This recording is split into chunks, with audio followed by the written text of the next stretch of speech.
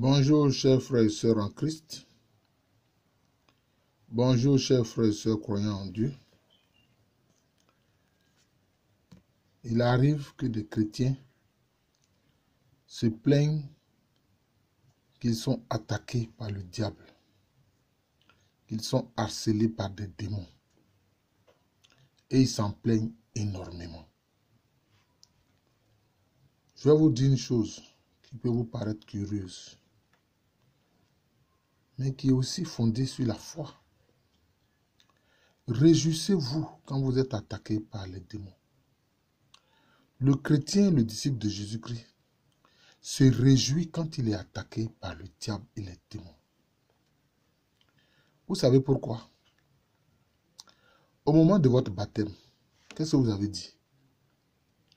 Vous avez dit que vous renoncez à Satan, qui est l'auteur du mal, et à toutes ses œuvres. C'est pas ce que vous avez dit.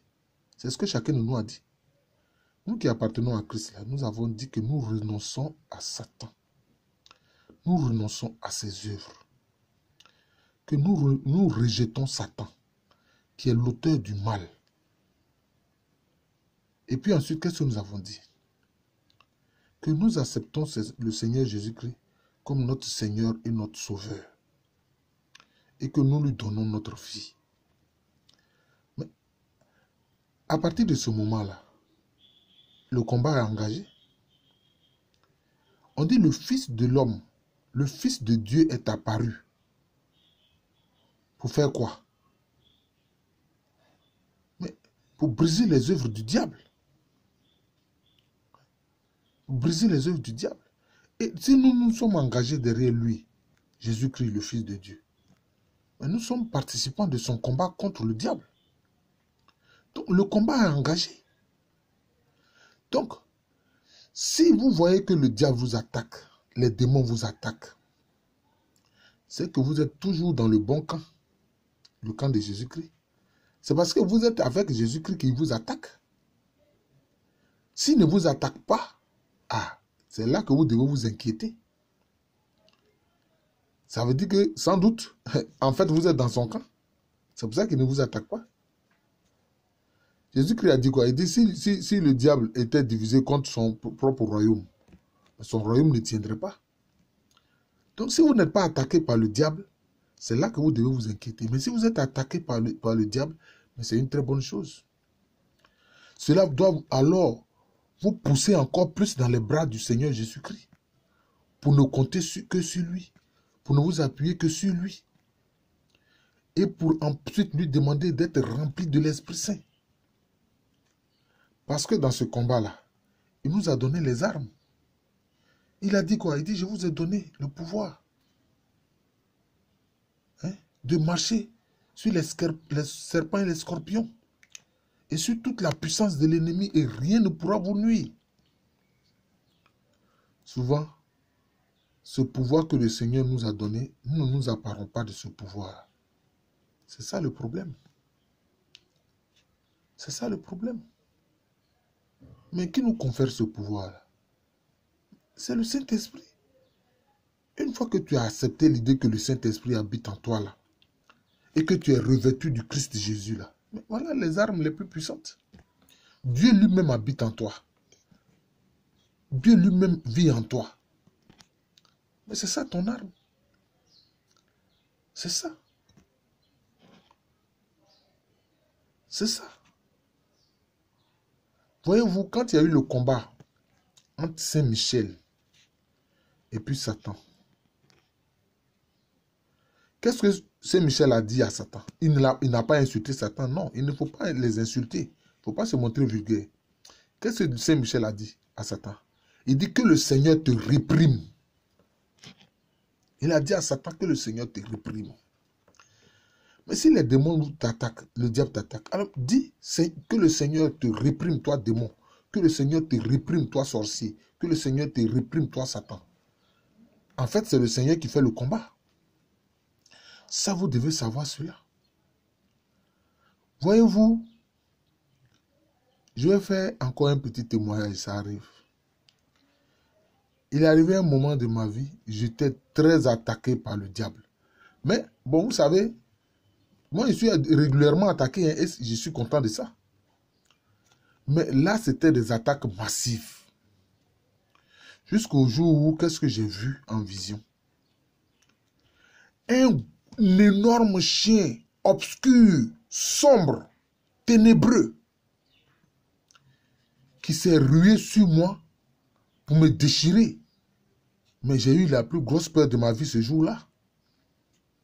Et tout d'un coup, je vois un lion qui a surgi et qui a mis en déroute ce chien obscur et ténébreux. Et qu'est-ce que je vois? Ce lion s'avance sur moi. J'ai dit, oh là là, je suis perdu. J'ai quitté un danger pour un danger encore plus grand. C'est ce que je me disais. Et le lion s'approchant vers moi, il a levé les pattes, ses deux pattes de devant. Et qu'est-ce que je vois? Je vois son côté qui est transpercé. J'ai compris immédiatement que c'était le Seigneur Jésus. J'ai dit, merci Seigneur. Alors je me suis rendu compte d'une chose. J'ai dit, ah, donc quand le Seigneur Jésus est appelé les lions de la tribu de Juda, mais ce ne sont pas des mots en l'air. Donc il m'a défendu comme lion de la tribu de Juda. Vous voyez? Tout ce qui est dit du Seigneur Jésus est l'entière vérité. Et c'est dans cette vision que j'ai vérifié que vraiment Jésus est le lion de la tribu de Juda. Donc dans ce combat-là qui est engagé, nous ne devons pas nous inquiéter. Parce que en fait, c'est le Seigneur lui-même qui combat pour nous. C'est comme ça. C'est comme ça. Comme dans l'Ancien Testament, on a vu que dans tous les combats d'Israël contre les autres nations, c'est le Seigneur qui combattait pour eux. Il suffit que nous fassions sa volonté, que nous restions fidèles à ses commandements. C'est tout. Alors vous pouvez examiner les lettres de Paul. Paul en vision a vu quoi? Il a vu un démon venir planter un dard dans son cœur. Et il en souffrait terriblement. Il a prié 3 fois le Seigneur de le libérer de ce dard qui est dans son cœur. Mais qu'est-ce que le Seigneur Jésus-Christ lui a dit?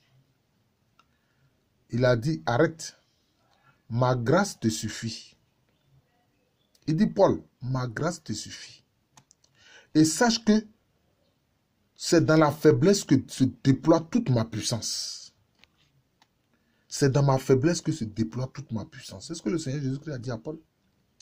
Et c'est pour ça que par la suite, Paul a dit, je me réjouis même des souffrances que j'endure pour la bonne nouvelle.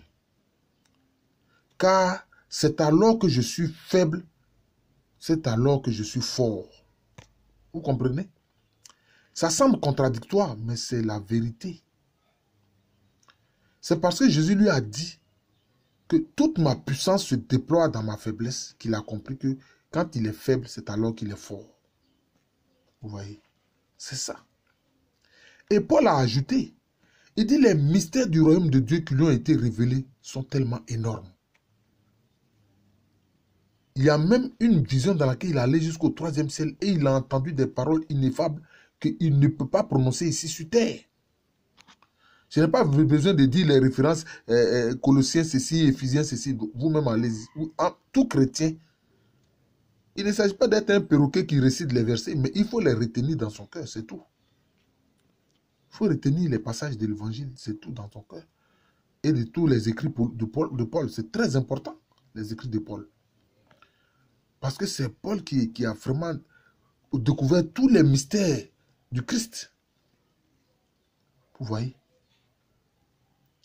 Il a dit qu'il est allé jusqu'au 3e siècle et il a entendu là-bas des paroles ineffables qu'il ne peut même pas prononcer. C'était. Vous voyez? Et il a dit que le Seigneur Jésus a permis qu'il y ait un démon qui sans cesse le gifle, le soufflette. C'est le mot souffletter qui est utilisé dans ce passage d'une des lettres de Paul. afin qu'il ne soit pas orgueilleux. Parce que les révélations qu'il a reçues sont tellement fondamentales. Il a pénétré la grande majorité des mystères du royaume de Dieu. Et alors, il dit que le Seigneur Jésus-Christ permet qu'il y ait un démon qui le gifle pour qu'il reste humble, malgré toutes ces connaissances qu'il a acquises du royaume de Dieu. Vous comprenez? C'est pour ça que je dis que le chrétien doit se réjouir quand il est attaqué par le diable et par les démons. Je vous remercie. Je suis le frère Jean de l'amour de Jésus. C'est mon nom spirituel. Et à l'état civil, je suis le professeur Alukwamberine. Ceux qui connaissent cette chaîne de moi, Jean de l'amour de Jésus, amenez d'autres frères à découvrir cette chaîne. Ma contribution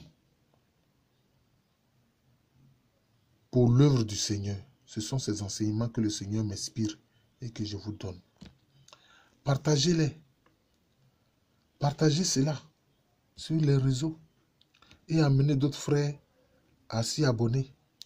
Ce n'est que votre abonnement Internet. C'est important pour moi. Parce que ces enseignements que le Seigneur Jésus-Christ me permet de vous donner, pour moi, c'est ma contribution à l'œuvre du Seigneur. Lui qui nous a tant aimés et qui nous a aimés jusqu'au bout. Donc, à l'état civil, je suis le professeur Alukwamberine. Je vous souhaite une excellente journée. Et que le Seigneur nous donne la victoire sur les forces du mal. Que le Seigneur nous donne la victoire sur le péché. Je vous souhaite à nouveau une bonne journée et que le Seigneur nous bénisse tous.